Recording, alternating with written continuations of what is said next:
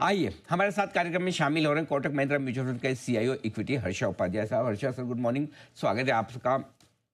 बुरे हाल में है बाजार, ऐसे लेवल है जो आप हम देखना नहीं चाहते हैं। ये बताएं सर, क्या वाकई में, पहले मैं ग्लोबल मार्केट से शुरुआत करता हूँ फिर भारतीय बाजारों पर भी बात करूंगा, क्या वाकई में दुनिया भर के बाजारों का, अमेरिका की इकोनॉमी का मंदी में जाने का खतरा पक्का है? Good morning Anil. देखिए, जो ग्लोबल मार्केट्स में जो हो रहा है वो एक तरफ से अनप्रेसिडेंटेड है, क्योंकि अगर आप पिछले 5-6 दशक का बात करें तो क्लियरली एक रूल बेस्ड ट्रेड सिस्टम था। ग्लोबलाइजेशन एक की ड्राइवर था कॉर्पोरेट ग्रोथ के लिए, इकोनॉमिक ग्रोथ के लिए। वो सब चीजें एक तरफ से क्वेश्चन मार्क पे आ चुके हैं। और अभी भी सिचुएशन इतना अनप्रिडिक्टेबल है कि कल सुबह उठ के क्या न्यूज़ आएगा और उसका क्या इम्पैक्ट रहेगा किसी को पता नहीं है।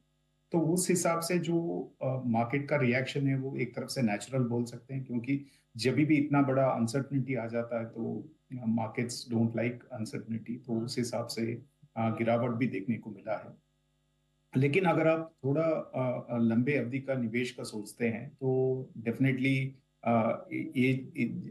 जैसे आज के दिन का जो मौका है, ये सब मौका यूज करना चाहिए और एक एक तरफ से लॉन्ग टर्म पोर्टफोलियो बनाना चाहिए। तो उस हिसाब से काफी कुछ क्षेत्रों में मार्केट में एक तो वैल्यूएशन कंफर्ट आ चुका है, और दूसरी चीज है काफी कुछ जो सेक्टर्स हैं उसमें कोई ग्लोबल अनसर्टेनिटी के हिसाब से कोई बड़ा इम्पैक्ट नहीं रहेगा।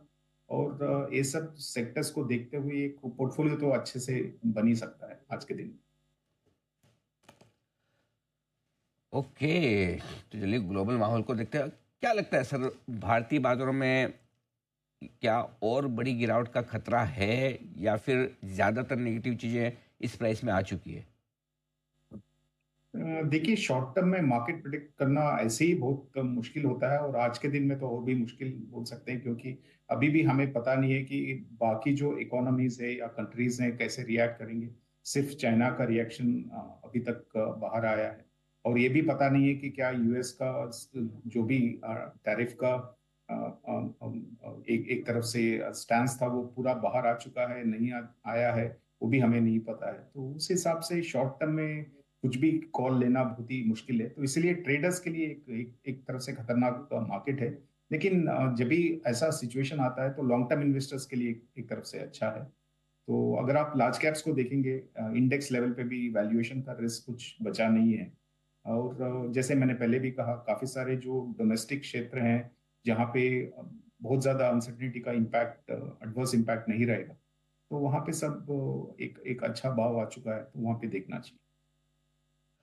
ओके, तो यहाँ पर धीमे धीमे खरीदारी का मौका बन सकता है, लेकिन क्या जिस तरह से मार्केट का मूड माहौल है, क्या इस समय बड़ा पैसा लगाने का वक्त है, या पैसा लगाने को लेकर किस तरह की अप्रोच होनी चाहिए?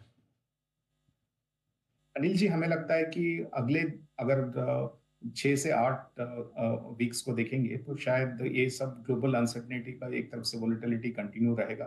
और ये अर्निंग सीजन भी है जहाँ पे आपको रिजल्ट्स भी आएंगे, और जैसा अनुमान लगाते हैं तो रिजल्ट्स भी कुछ खास आपको आपको अपवर्ड ट्रेजेक्टरी शायद मार्केट में नहीं दिखाई देने वाले हैं।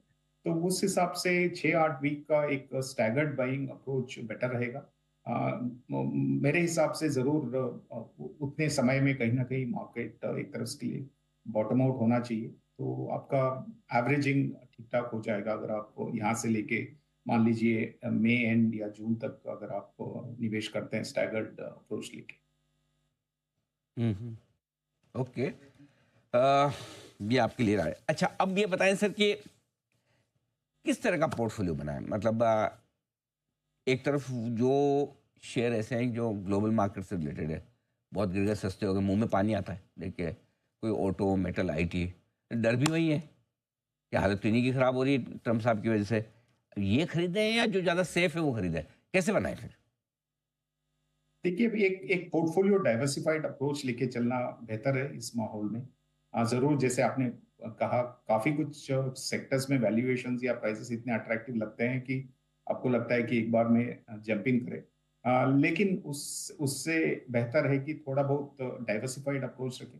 एक तरफ से कुछ डोमेस्टिक सेक्टर्स रखें जहाँ पे टैरिफ्स का कोई इम्पैक्ट नहीं है, जैसे कि बैंकिंग क्षेत्र हो गया, टेलीकॉम हो गया, ऑयल एंड गैस हो गया, सीमेंट हो गया, ये सभी डोमेस्टिक ओरिएंटेड सेक्टर्स है और खास कुछ इसमें इम्पैक्ट नहीं होगा। ये जरूर सेंटिमेंट्स का इम्पैक्ट रहेगा, लेकिन बिजनेस के हिसाब से कोई इम्पैक्ट नहीं है।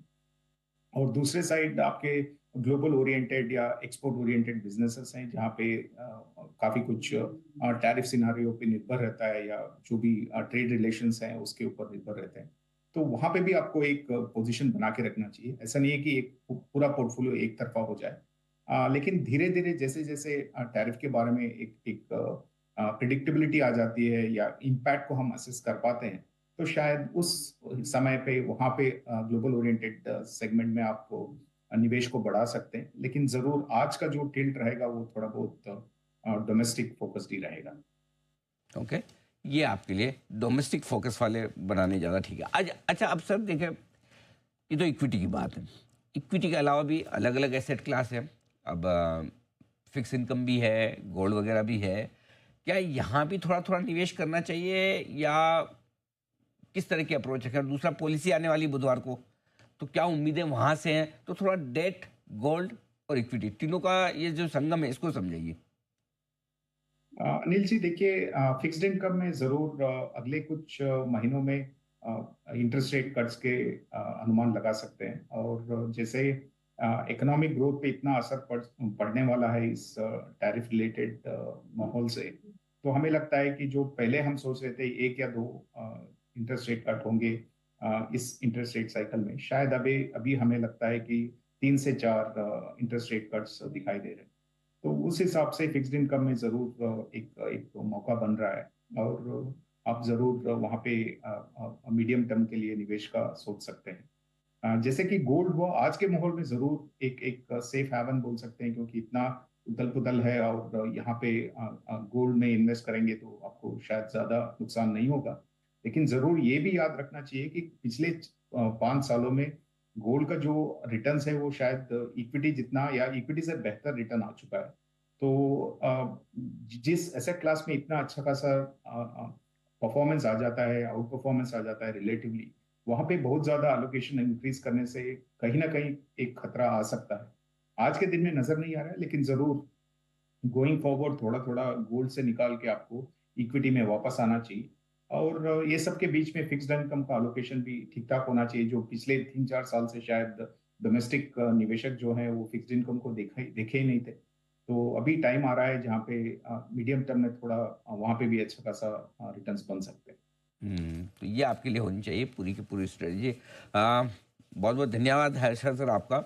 आपने समय दिया और विस्तार से धन्यवाद। बाजार के डायरेक्शन पर और इन्वेस्टमेंट के मौक़ों पर और तरीकों पर हमारे दर्शकों को आपने अपनी राय दी। Thank you so much sir. जल्द आपसे होगी फिर।